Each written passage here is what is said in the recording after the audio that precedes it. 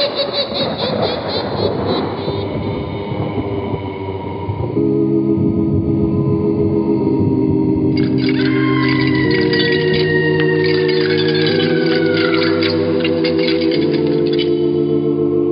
Mysterious Old Radio Listening Society podcast.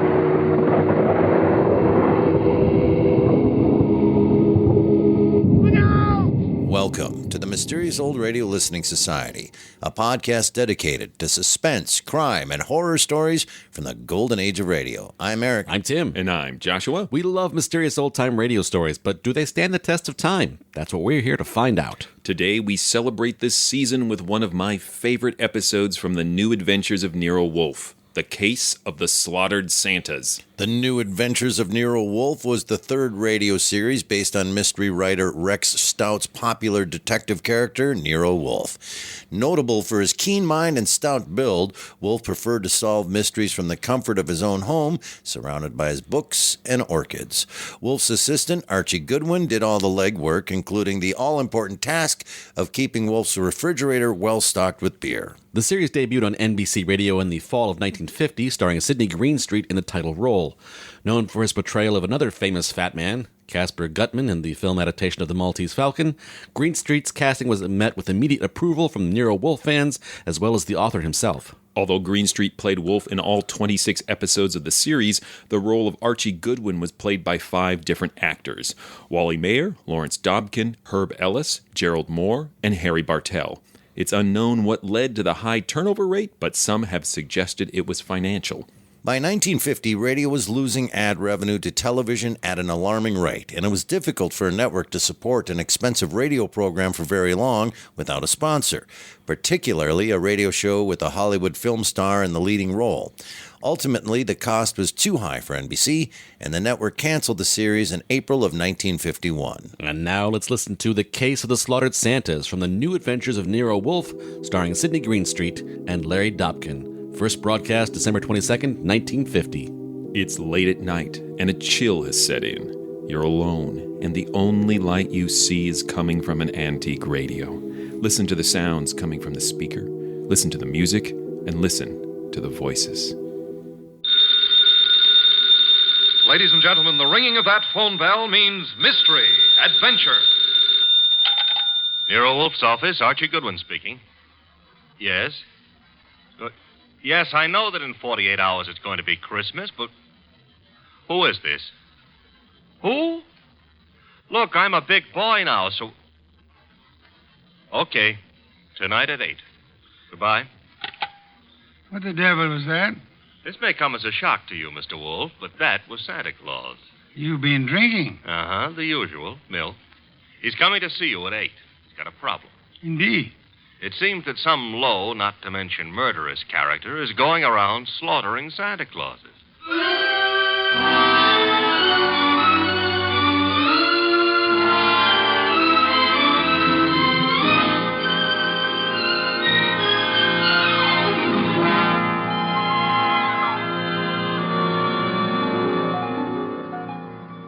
Ladies and gentlemen, it's the bulkiest, balkiest, smartest, and most unpredictable detective in the world. That chair-born genius, Nero Wolfe.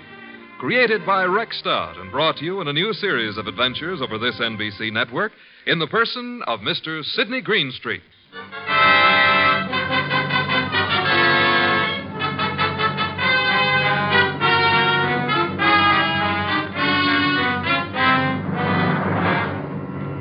Began earlier than 8, however, the case of the slaughtered Santas. It began, to be precise, on the corner of 34th Street and Carlisle. The hour was close to 6, the weather cold, the sky dark.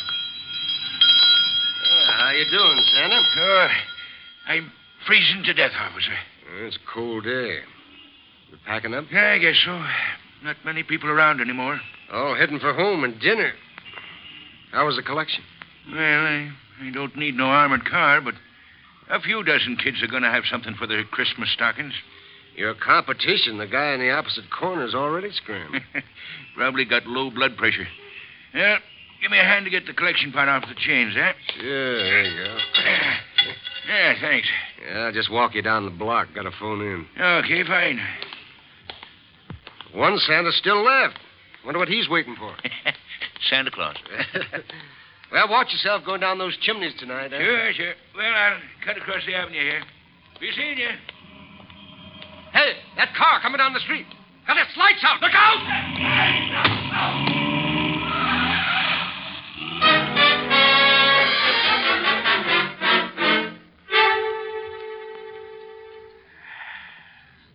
Hey, Peg. Huh?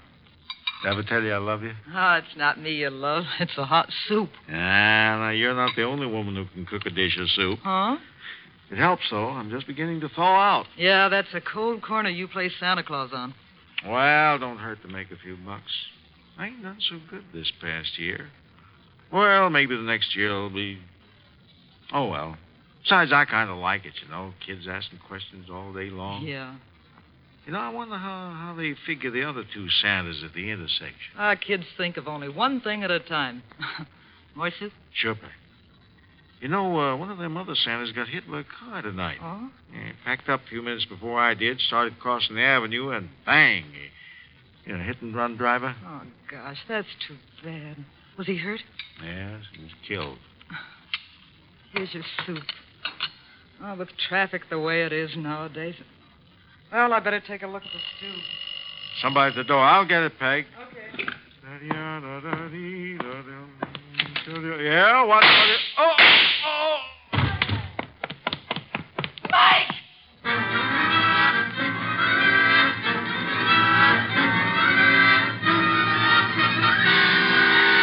Wolf, Yes, Archie? I've been thinking. Good heavens. Oh, I admit it won't bring about a national emergency. But, Mr. Wolf, Christmas is only a couple of days away. If you're hinting about your present... No. I was just imagining you behind a team of reindeer. Your imagination is morbid. You'd make a wonderful Santa Claus. Phooey. You've got the perfect build for it. Of course, as for character... Archie. Yeah? Can you picture me scrambling down a chimney? Well, they might have to build bigger chimneys, but... Bah. There's that, too. However... That is the front door. True. I was thinking... You might see who it is. Well, if nobody's been lying to me on the phone, that'll be Santa Claus. Let him in. But I haven't decided what I want for Christmas yet, Mr. Wolf. For example, should she be blonde or brunette, tall or short? Archie. On my way. Good evening. I dislike dawdling on anyone's doorstep. Well, stop dawdling. Come in, please. Mr. Wolfe has been warned of my arrival. He has. Through here. Mr. Wolf, this is Santa Claus? My name is Barton, John Barton. How do you do, sir? I have no time for the social graces, Mr. Wolfe. I'm about to be murdered. Hardly in my house. I have objections. I'm a frightened man, Mr. Wolfe. Indeed. This costume you see me in is responsible for it all. Why are you in it? I had a notion it might be, well, entertaining to play Santa Claus in public. I'm a wealthy man, sir. I can afford to have whims. Therefore, I have assumed this masquerade. However, it apparently is going to be the death of me. Mr. Barton, you have adequately conveyed an atmosphere and an emotion. I suggest you concentrate on facts now. Very well. I have been acting as Santa Claus for the Tuberculosis Fund. My station is the corner of 34th Street and Carlisle Avenue. I might add the northeast corner. Why? Because at that intersection there have been two other Santa Clauses. One on the southeast corner and one on the southwest corner. 3 Santa Clauses, then, on 3 corners. Yes. Now then, earlier tonight, the man on the southwest corner started home. He was crossing the avenue when he was run down and killed by an automobile. A regrettable accident. The car was running without lights. It deliberately ran the fellow down and then vanished. Not an accident, Mr. Wolfe. You saw this yourself? I did. 1 Santa Claus dead. The man on the southeast corner got home all right. According to the radio news flash, that's where he was killed by bullets. Coincidence? Possibly, but I wouldn't want to risk my life on the chance. This is Friday night. In the nature of things, you would have made 2 more appearances. Very well, Mr. Barton. I'll write you a check as a retainer, then hurry along home. I'm late now. No. I beg your pardon. You will neither hurry home nor notify anyone at your home of your whereabouts. But you will remain here until such time as I think it's safe for you to leave. The house is well guarded. I can't do that.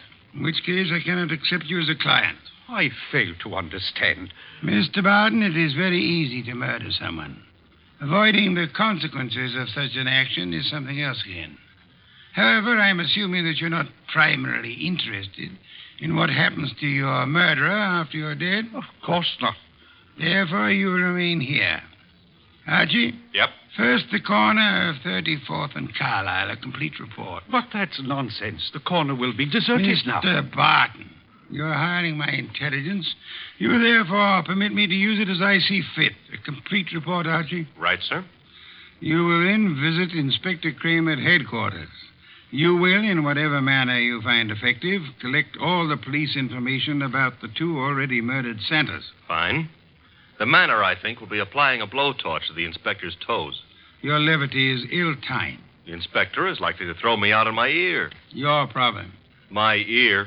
And on your way home, you might stop in at Mr. Barton's place. I don't see any purpose in that. Mr. Barton, there is a basic problem to which we must find an answer.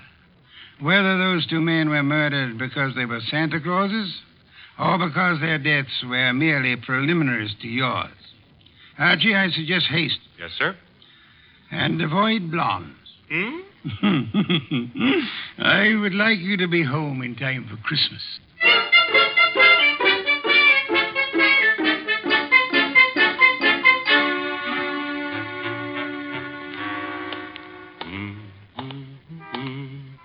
Hey, Bud. Yeah? Got the price of a cup of coffee? You sure you mean coffee?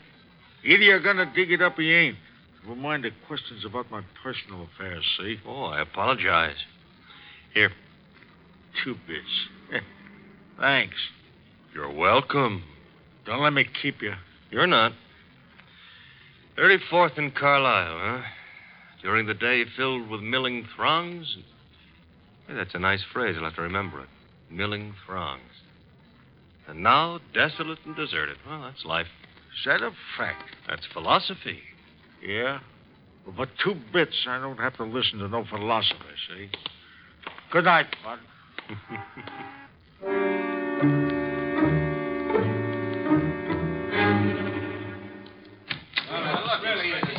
Uh-oh. The inspector's got company. If all you reporters will shut up and ask your questions one by one, I'll answer them. Inspector Kramer, it's true a couple of Santa Clauses have been knocked off tonight? It's true that 2 men who have been employed as Santa Claus by charitable organizations have been murdered, yes. Any connection between those 2 guys, or does somebody just hate Santa Claus? Well, so far as we know, there is no connection. That means it could be maybe some kind of maniac who decided he doesn't like Christmas or Santa Claus. Is that right? The department is investigating along those lines. Like how? Well, we're checking all the local asylums for possible escaped lunatics. Yeah, but, Inspector, suppose this nut has never been in an asylum. That'll be all, boys. Oh, but listen. I said that'll be all now. Anything new comes in, you'll get it, understand? Goodwin. Hello, Inspector. Yeah, I spotted you coming in. What happened? You decided to reform and got a job on a paper? Nope. I'm a public-spirited citizen, that's all. Yeah, I could add a few things to that description with practically no strain at all. Mr. Wolfe and I are very sentimental about Christmas. We object to Santa Claus being killed. Nuts. Oh, Inspector, aren't you in favor of Christmas? I'm in favor of Christmas. I'm in favor of motherhood. Leave motherhood out of this. Neither of us are mothers. Our chances of becoming mothers aren't too good either. And furthermore, Okay, you're not giving, so get out of here. Thank you, Inspector. But Goodwin, Yeah? in case Wolfe decides to send me something for Christmas, you know what I wish he'd send me? What? Your head.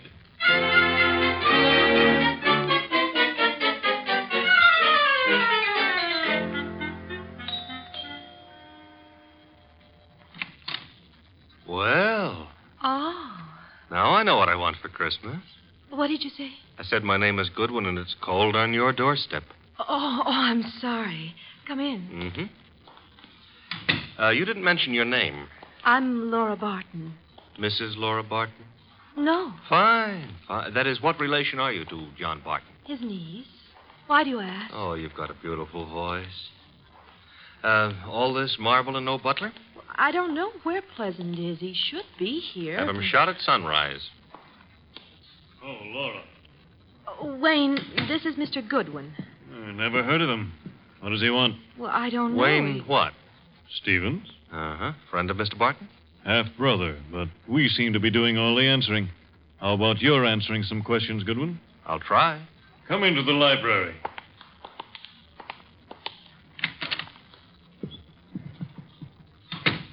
What do you want?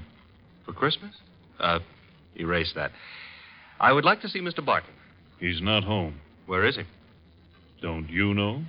I wouldn't have come here asking for him if I did, would I? I suppose that's true. What did you want with him? Conversation. About? Anything. You see, I like to talk to rich men. Are you rich? I can't play the piano either. You could always learn. But being rich is harder, I found it. Mr. Goodwin, you must have some reason for coming here, some reason concerning Uncle. Laura, you're being imaginative. Well, Uncle is late. He's probably still on that street corner playing Santa Claus. He enjoys it. Why bother about I don't know, except... He's never been as late as this? Well, no. Not since he started that masquerade of his. Would you happen to know where the butler is? Out getting drunk, I suspect. He was in the kitchen a little while ago. Disappeared. Pleasant likes to look on the wine when it's red. Or even when it's rye. No, I take that back. Oh, you do? He prefers Irish whiskey. We don't stock it. Therefore... Oh, too bad. I better run along. Good night, Mr. Stevens. Miss Barton. Good night. I'll see you out.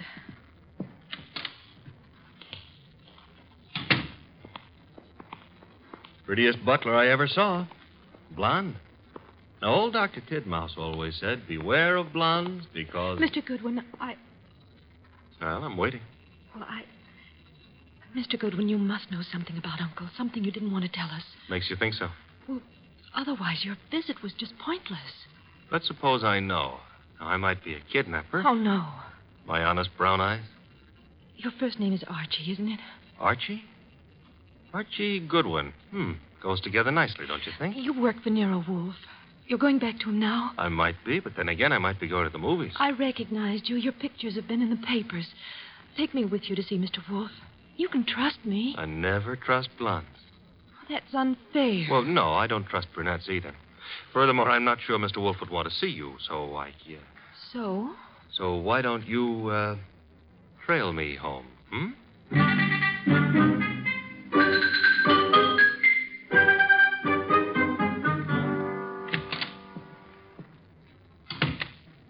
Archie? Archie? Where's Santa Claus? Guest room. He was tired. What, I've been trailed home. Indeed? By a blonde. Phooey. All right, I admit I didn't make any strenuous effort to shake her off, but she trailed... Where is she? Outside. Good. Your report. Oh, but she might freeze to death out there. That's her problem. Your report, Archie. It's short and simple. It would be simple. I haven't got time to resent that. A blonde is dying. As for the report, corner of 34th and Carlisle is a very quiet spot at night. No one was around but a bum who got into me for a quarter. For coffee, he said. You will not put that quarter on the expense account. Stop worrying. It was a private gesture. There were 4 corners.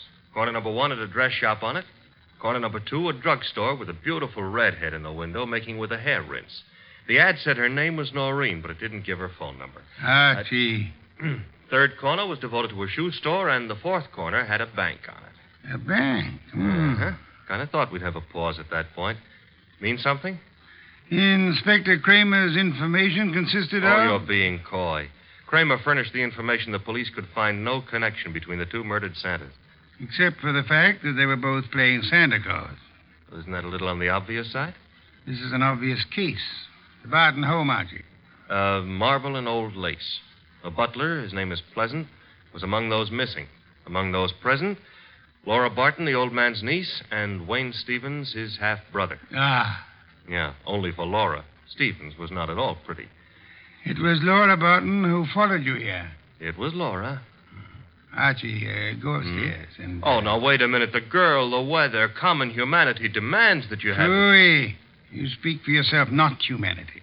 I'm human. On occasion, a debatable point. Very well. Let her in. Oh, thanks. Laura, come in. Laura Barton, Mr. Wolfe. How do you do? How much money do you inherit on the death of your uncle? What? That is known as a shock treatment. However, I need an answer. Uncle isn't dead, is he?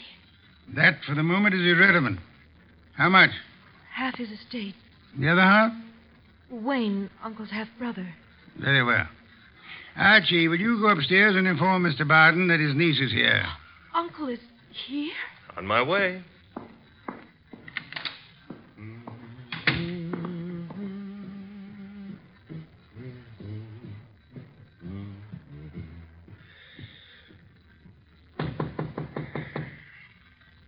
Yes?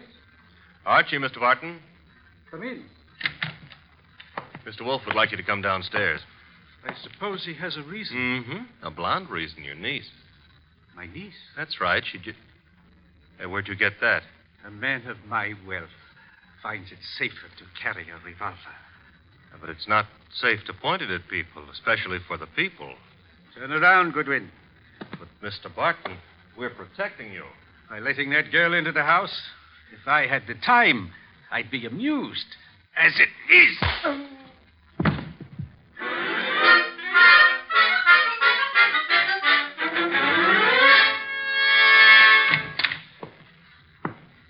Archie, you been gone? Good heaven. Uh-huh. Santa Claus came early. Your head. Which one are you referring to, my own or the one Santa gave me? You had better sit. No, I had enough trouble getting up a little while ago. I'm staying out of any positions in which I might have to do that again. Mr. Barton is among the missing. Indeed. Mm-hmm. Hit me on the head and used the back exit. I checked with Fritz in the kitchen on the way here. He offered a reason for his peculiar behavior? Laura Barton. So? I don't understand. Uncle wouldn't do... Uncle apparently has. He also, would appear, fancies himself in costume. Well, he used to be very much interested in the stage. He acted for a while a long time ago till the family objected. Archie? Got it. Nero Wolfe's office, Archie Goodwin speaking. You recite very nicely, Goodwin. This is Kramer. Let me have Wolfe, huh? Mr. Wolfe? Inspector Kramer. Yes, Inspector? The papers haven't been carrying it, Wolfe, but you're working on the Santa Claus case, aren't you? Possibility? You didn't send Goodwin down to headquarters on a possibility. Never mind. We're working on a line down here, Wolfe. Now, look, if it doesn't strain your professional ethics, you might be able to help. How? There's a bank on the corner of 34th Street and Carlisle. We got the thought that suppose a gang was preparing to take that bank tomorrow morning. Those Santa Clauses have been on the corner for nearly a week now. They might have noticed something about the bank's routine, guards or what have you, that could interfere with the gang's plan. A mighty ingenious and imaginative thought, Inspector. Hey, you didn't say yes or no. I have at the moment no opinion. That's all you're going to give us? At the moment.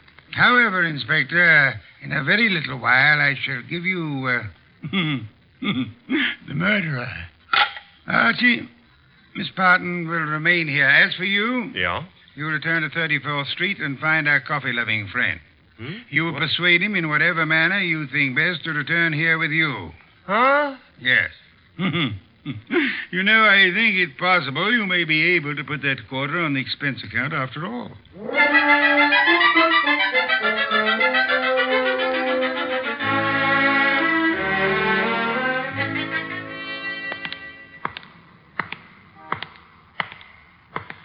You. What? Oh. Why, I've seen you before. Yeah, I've learned to love the neighborhood. That's why it's going to break my heart. What is? Leaving it with you. With... It's sensitive about having guns pulled on me tonight. Let go of me, will you? Not until I tell you that, McGill. Yeah. Will you? Gun looks in a lot better shape than you do. You're coming with me. Oh, where? Mr. Wolfe would like to see you. Nero Wolfe? Yeah. Well, why? He's trying to salvage a quarter.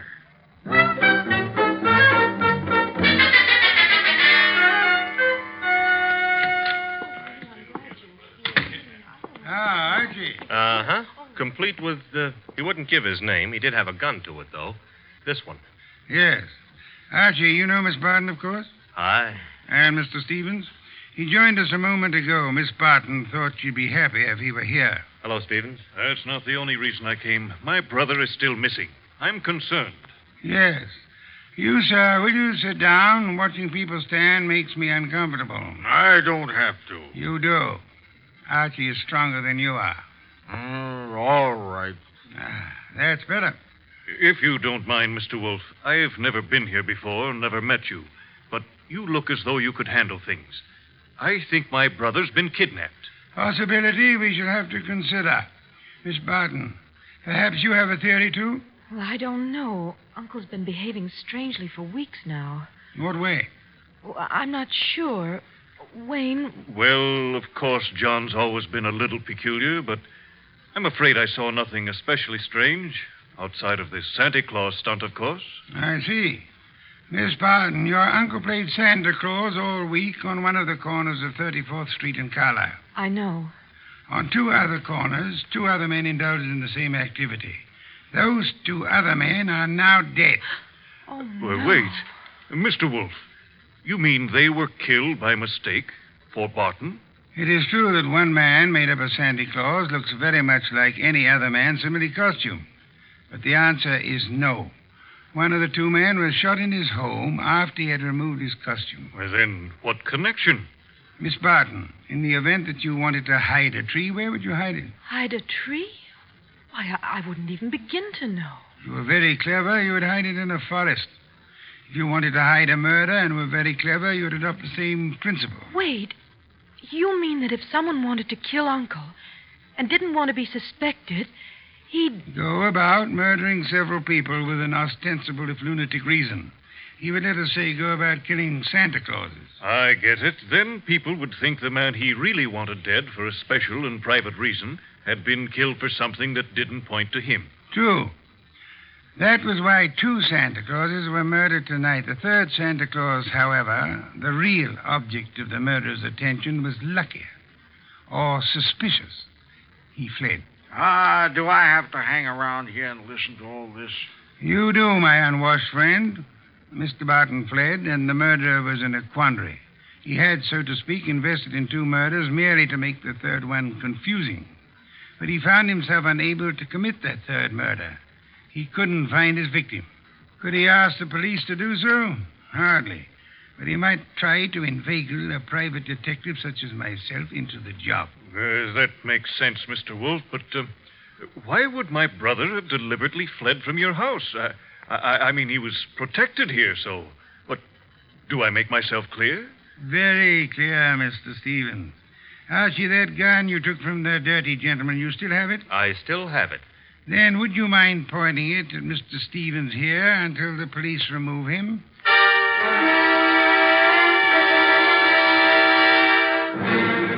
All right, come along, Stevens. Well, that's the end of Mr. Stevens. Inspector Kramer will take good care of him from now on. But now, Mr. Wolfe, Laura and me and the refugee from a washcloth over here would still like to know how and why and who was involved. I knew two people had a motive for John Barton's death. Laura Barton and Wayne Stevens. One of them proceeded to kill Santa Clauses in the hope that the police would assume those killings to be the work of a lunatic. The paper certainly hopped on that assumption. Yes. However, John Barton, aware that his life was in danger, escaped his murderer and hid. In this house? No. A man in Santa Claus costume came here and said he was Barton. However, he was an obvious imposter. He proved that by his flight when his niece came here. You mean he could fool you, but he knew he wouldn't be able to fool me, so... Precisely, therefore, was not Barton. Who was it? Who else had disappeared at the propitious moment? The butler, Pleasant. True. I distrust coincidence. Stevens needed an accomplice, hence he sent Pleasant here. And Pleasant would give you a song and dance about Barton's danger and then scram. You'd start investigating, discover Barton was missing, try to find him, and lead Stevens to his victim, huh? I frustrated that part of the plan by insisting on Pleasant's remaining here, which he did until... That part of it's fine. But how did you choose between Laura and Stevens? It was Stevens who knew, without being told, that Barton had been in this house and had fled from it. Yeah. You yourself mentioned that Stevens had only been here a moment, so you hadn't told him. Obviously, the butler phoned him as soon as he had hit you over the head and escaped. Furthermore, the butler masquerading as Barton had attempted to throw suspicion on Miss Barton. That convinced me of her innocence. Well, you've done it again, Mr. Wolfe, except for one minor detail. You're not very successful at irony, Archie. What minor detail? Where is Barton? In this house. Huh? When did that happen? You arrived home with the gentleman sitting near you. The bum? Wait a minute. This I ought to be able to figure out myself. Laura said Barton used to be an actor. That's item one, huh? Yes, Archie. Also, why is a supposed tramp hanging around a deserted intersection for handouts? The answer is he wasn't. He was keeping an eye out for trouble he knew was after him. Oh, so it turns out I gave a quarter to a millionaire. Uncle, your uncle. Well, that is, I know, my dear. Yes, I'm Uncle. I did a rather decent job, didn't I? No one recognized me. Except, of course, you, Mr. Wolfe. Not recognition, Mr. Barton. Logic. Archie, open some beer for us. Yes, sir. Logic, eh? Well, whatever it was, Mr. Wolfe, I owe you a good deal. How can I ever repay you? Oddly enough, the answer is simplicity itself. Make out a check.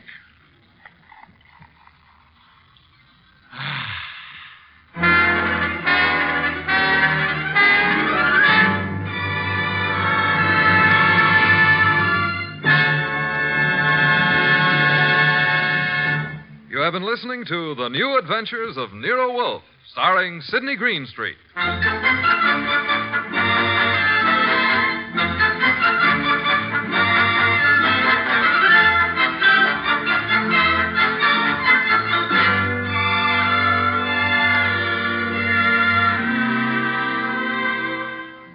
Tonight's transcribed story was based on the characters created by Rex Stout. This is an Edwin Fadiman program produced and directed by J. Donald Wilson. In the cast were Larry Dobkin as Archie Goodwin, and Howard McNear, Grace Lennard, Vic Rodman, Herbert Butterfield, Bill Johnstone, Gene Bates, and Bob Bruce. Next week at this same time, Nero Wolfe and Archie will bring you The Case of the Bashful Body. Don Stanley speaking. 3 chimes mean good times on NBC. That was The Case of the Slaughtered Santas from The New Adventures of Nero Wolfe. Once again, I'm Eric. I'm Tim. And I'm Joshua. And this is the Mysterious Old Radio Listening Society podcast. I forgot to say that because I'm so taken aback when I have to utter the phrase slaughtered Santa. It is so disturbing to me. Just that title, those 2 words together, it's terrible. It's terrible. I can't even look at it on this paper. Slaughter is what, that's how you it's get like there's a Santa ranch out there. Right. That they got to right. do a big roundup and ride the Santas across the plains. Murdered Santa. Take him to Texas for slaughter. Right. Texas Chainsaw. Right. Here's your Christmas tie-in, everybody. Mm-hmm. I know there's Santas being slaughtered, but here's another great Christmas tie-in. One of my favorite movies of all time is, especially a holiday movie, is Christmas in Connecticut. And Sydney Greenstreet, who was always given these roles, evil characters or tough characters and stuff, and he was so happy to do Christmas in Connecticut. It's one of his favorite movies because he got to do comedy. And he's marvelous in the comedic role in that. And I love his performance in that. So when I heard this, like, oh, Sydney Greenstreet, yay. And then I listened to this and watched Christmas in Connecticut for the 900th time this year. Oh, good. And if you have not seen that movie, oh, God, Joshua, you'd hate it. But it's so watch it. Why do you think I'd hate it? I do. I think love Sydney Greenstreet. Yeah, and I think he's a great comedian. I think he's very funny in this. That's one of his charms as Nero Wolfe. I wonder if you'd like Christmas in Connecticut. It's a farce. It's a crazy door slamming farce. I love crazy door slamming farces. Do you? Okay. Do you remember last week when we listened to The Adventures of Leonidas Witherall and I raved?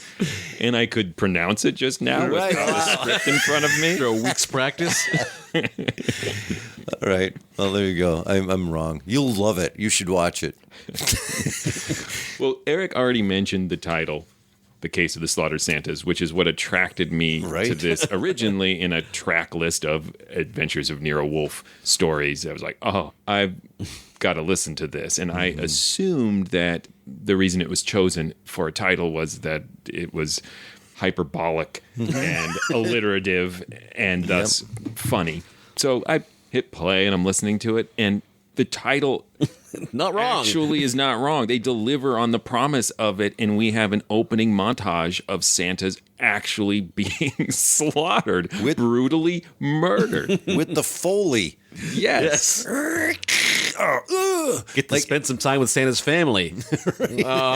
And that as well, where unlike the tone of the rest of the play, there is a sort of realism to the scenes with these Santa murder victims where we see that they are warm, real humans before they're murdered. Aspirations.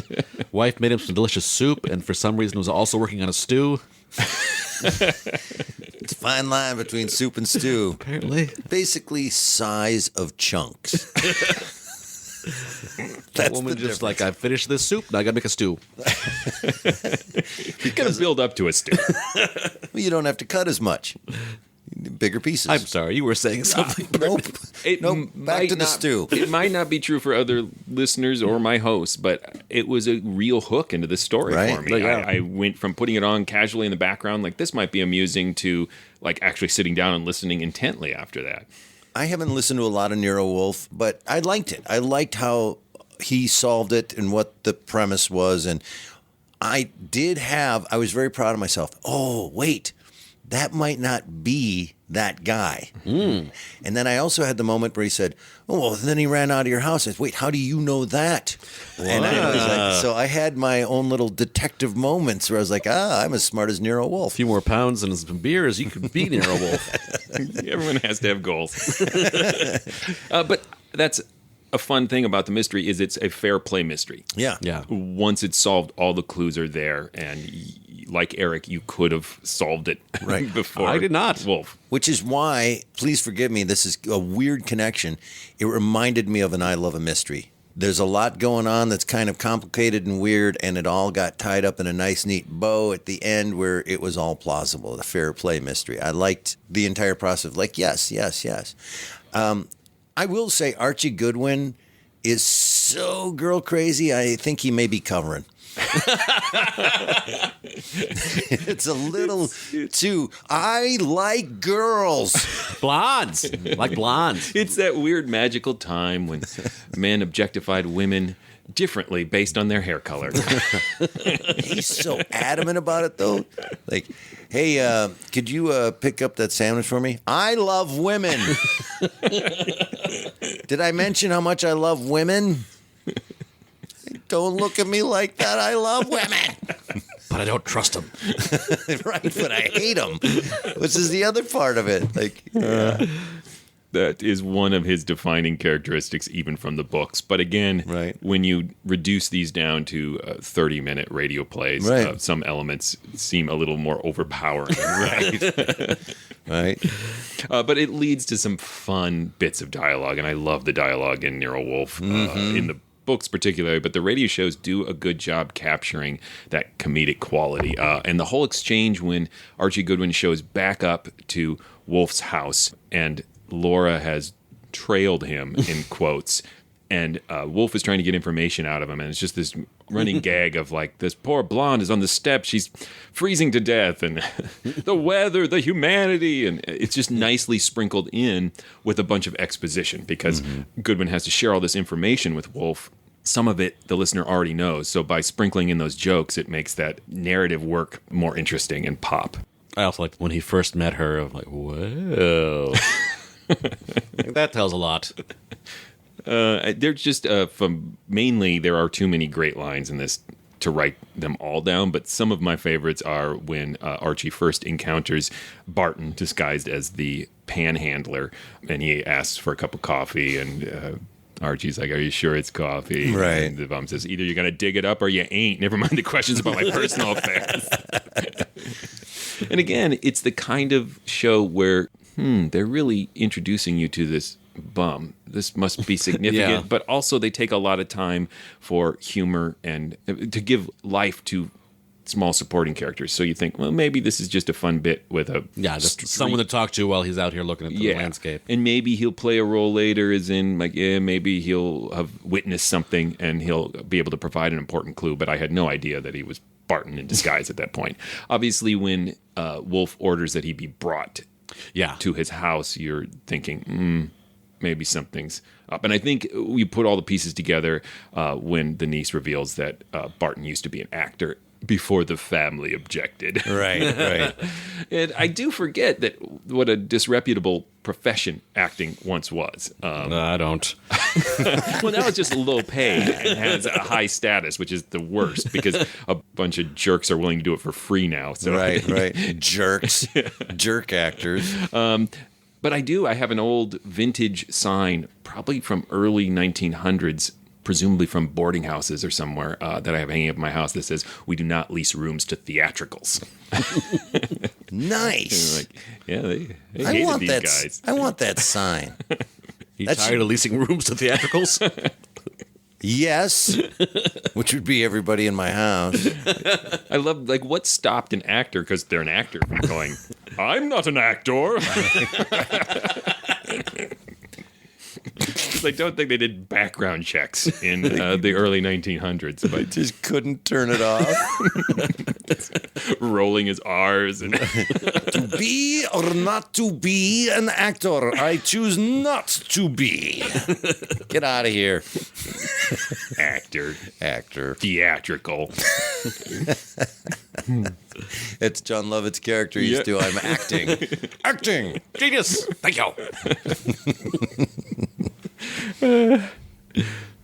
One of the other things I enjoy specifically about this Nero Wolfe mystery is it uses a mystery trope that I'm really fond of, and that is that hiding a needle in a stack of needles trope. Yes. Yeah, and this is far from the first to do that, but it is still used in modern TV shows today. But I decided to nerd out and try to trace back where this came from, and I think the earliest example I could find was from a Father Brown mystery from 1911, G.K. Chesterton's detective character, where a whole battle between armies is staged to hide a body on a field of dead bodies.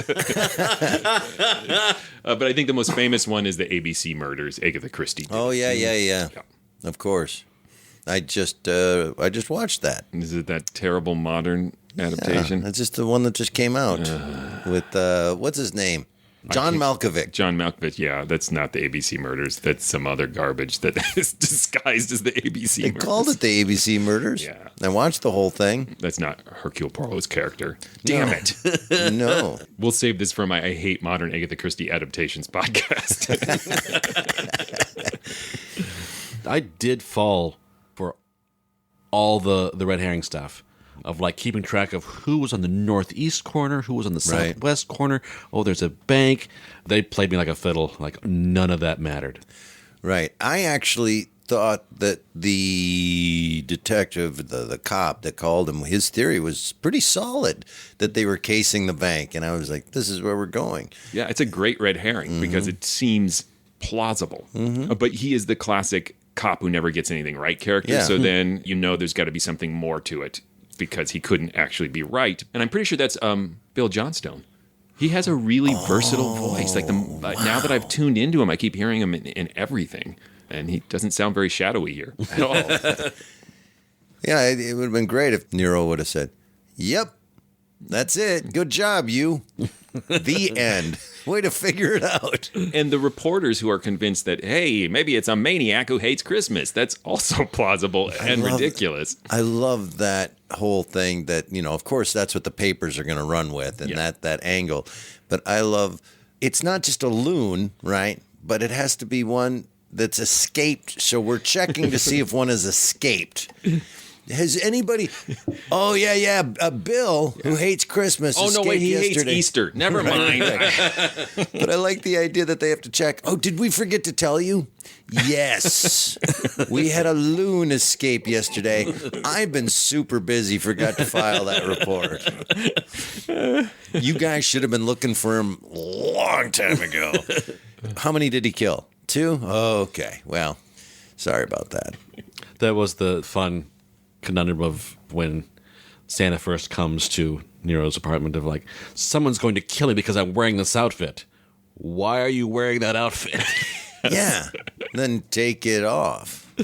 Yeah. And it's not like I need an excuse to want to be rich, but this gives me an additional excuse is I want to be able to say, I'm a very rich man. I can afford to have whims. Right? And all that, at first he seems like a really eccentric guy. Well, then we realize it's not even the actual actor. It's the drunk butler posing as Barton.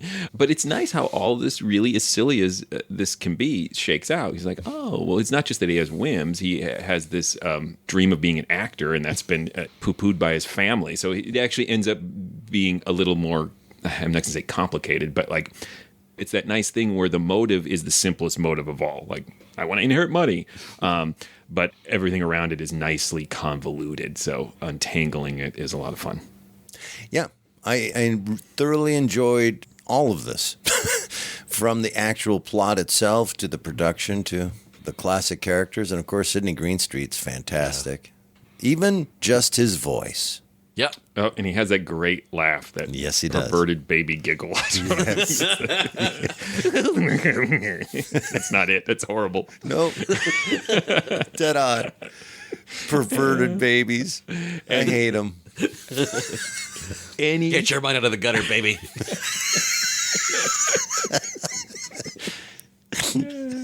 Any detective series that ends with the detective just taking a big sloppy guzzle of beer and then going, write me a check. It's just like everything I love about Nero Wolfe in that one moment. Any other last thoughts, or should we vote on it? Let's vote. I was close to voting couple sentences ago. I realized I'm wrapping this up. I love everything about this. I love the production. I love the performances. I love the plot itself. The title is hard for me to say out loud, but it's effective. That is so Christmassy. That is now part of my Christmas tradition. Everybody gather around. We're going to listen to The Case of the Slaughtered Santas. Yay. And I'm going to play it for like 4-year-olds. You could get together like a little school production. Yeah. Oh, yeah. Tell my school that I teach theater at. This is what we're doing this year. Okay, Tommy, you're going to be Archie. You love blondes. But you don't trust them. I need a car on the stage, and I need some Santa dummies to run into. I guess classic, no, but really stands the test of time and really fun and perfect. Thank you. I think this might be, to sort of glom on to what Josh was saying, a sneaky classic of it seems just fun and innocuous. I mean, like, you know, for two murders to be really fun. But it has what I would call like a really good engine under the hood. It's got a lot of quality that doesn't necessarily show off. Right. But it helps it go well.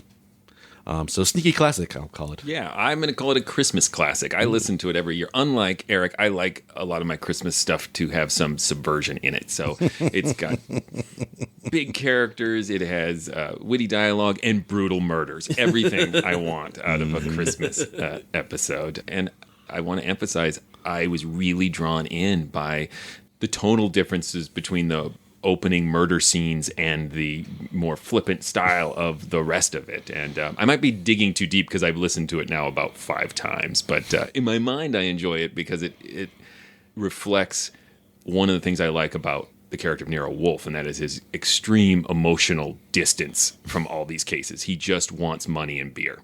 Right? And so we get to feel for these characters, and then we take on that emotional distance of Nero Wolfe. I'm sure that's exactly what these writers intended all those years ago. But Christmas classic for me. Thank you, Joshua. You're welcome, Joshua. Tim, tell them stuff. Go visit ghoulishdelights.com, please. You'll find other episodes of this podcast there. You can comment. You can vote in polls. Let us know what you think of these episodes. You can send us messages if you have something secret you want to tell us. You can also link to our social media pages. I'm just letting that go. I'm not going back for it. Please don't tell us anything secret. We're not priests. If you tell us about a murder or something, we are going to have to report it. You can link to our social media pages or our Thread the Store to buy some swag or our Patreon page. Yes, you can go to patreon.com/themorals. Now, if you become a member, sure, then we'll keep your secrets. Right. But there's got to be a money exchange for that to happen. So go to patreon.com/themorals and we'll keep your secrets. We just added a whole new thing to Patreon. Yes, become a Patreon. Yeah. And we have our monthly Zoom confessions. We have confessions. And we just have to change our status with the police department to make sure that is privileged. I was talking to the Morals podcast guys. That's not admissible. Yeah. Hey, if you want to see us perform live, the Mysterious Old Radio Listening Society Theater, the thing that we do live audio what is drama. the collective noun for a group of actors? Right. Theatricals? Theatricals. We do recreations of classic radio drama and adaptations of that, and we also do a lot of original work live on stage. Our theater company does. If you'd like to see us performing audio theater, please go to ghoulishdelights.com or mysteriousOldRadioListeningSociety.com to see where we're performing, when we're performing, what we're performing, and how to get tickets, either in person or you can watch online. What is coming up next? Coming up next is year 5 of The Signal Man. If you don't know what that means, we have been listening to adaptations of The Signal Man for the last 4 years. This is the 5th year running. We've got more to go. Check it out. Until then. Look out! Archie, I suggest haste. Yes, sir. And avoid blondes. Get your mind out of the gutter, baby.